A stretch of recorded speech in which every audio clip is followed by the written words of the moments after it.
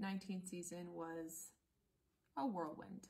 Between winning my first Super G race and joining a short list of athletes who have won in all 5 disciplines, then becoming the first athlete to win in all 6 disciplines with the addition of the parallel slalom event, to breaking records throughout the season, to the slalom race in Semmering, where somebody from the side of the hill shouted really loud at the same time that the start ref said go. So I actually had to turn around and ask the start ref if I could go, which doesn't happen.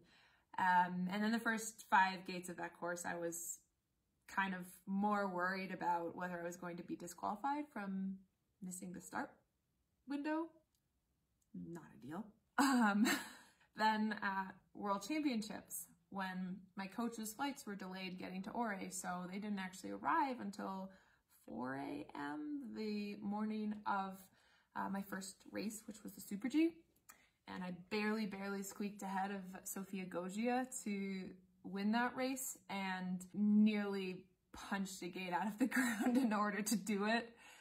And then the slalom race at World Championships, I was more sick than I have ever been for a race. If I started to breathe even remotely hard, I would have a coughing attack that would last anywhere from 3 to 5 minutes. And I would cough so hard that it would shake up something in my lungs that would then end up blocking my airway. So I had to cough even harder to get it out of the way so I could breathe again, which of course then just brought on more coughing. So it was this ongoing process of coughing and not breathing for about 36 hours. And the slalom race happened to fall at kind of the worst time during those 36 hours. And in that race, I was trailing Wendy after the first run, and I'm not really known for making the heroic comebacks in the big event races.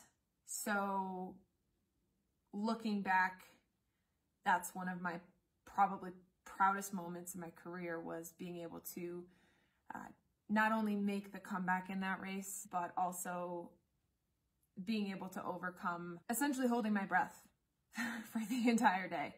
It's definitely a highlight of my career.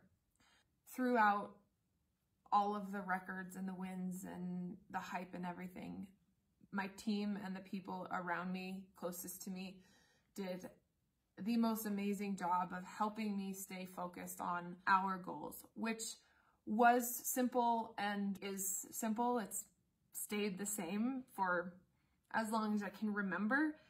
It's really just focusing on the process of improving my skiing, improving my technique and my tactics. And that's it. I feel like there's always something that I can do better. And I've always been taught from my parents and my coaches that focusing and thinking about skiing from that perspective versus winning in and of itself was going to be a more fulfilling way to go about the sport.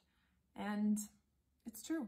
Now we all have the chance to relive that season with NBC re-airing a look back episode on Friday, May 22nd at 8 p.m. Eastern Time on the NBC Olympics Facebook page. So join me there, because I'm going to be watching along with you and I'll be answering questions throughout the show. So I'll see you there on Friday.